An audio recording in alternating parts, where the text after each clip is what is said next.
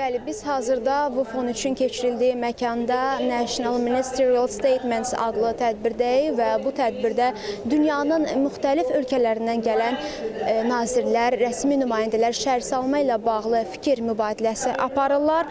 Görüşün əsas məqsədi daha təhlükəsiz, dayanıqlı və insanların rahat yaşaya biləcəyi şəhərlərin qurulması üçün görülən işləri qiymətləndirmək və gələcək planları müəyyən etməkdir.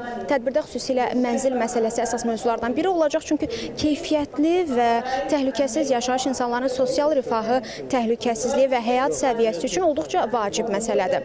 Və bundan əlavə də deyə bilərəm ki, tədbirdə ekoloji baxımdan davamlı şəhərlərin qurulması məsələdə də diqqət mərkəzində olacaq. İqlim dəyişikliklərinin təsirlərinin azaldılması, yaşıl zonaların artırılması, ekoloji cəhətdən təmiz nəqliyyat və enerjidən istifadə kimi mövzular geniş şəkildə müzakirə edilir. Tədbirdə şəhərlərin gələcəkdə təbii fəlakətlərə də və müxtəlif risklərə qarşı daha dayanıqlı olması üçün yeni yanaşmalar təqdim olunur tədbirdə.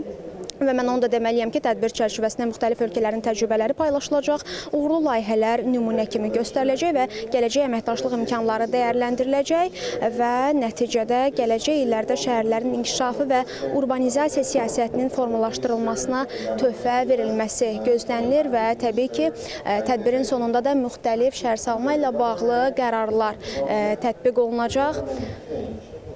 Bəli, bizim bu saata çatdıracaqlarımız məhz bu tədbirdən bu qədər. Yeni tədbirlər olduqca, yeni informasiyalar olduqca biz sizə digər buraxılışlarımızı da çatdırmağa çalışacağıq.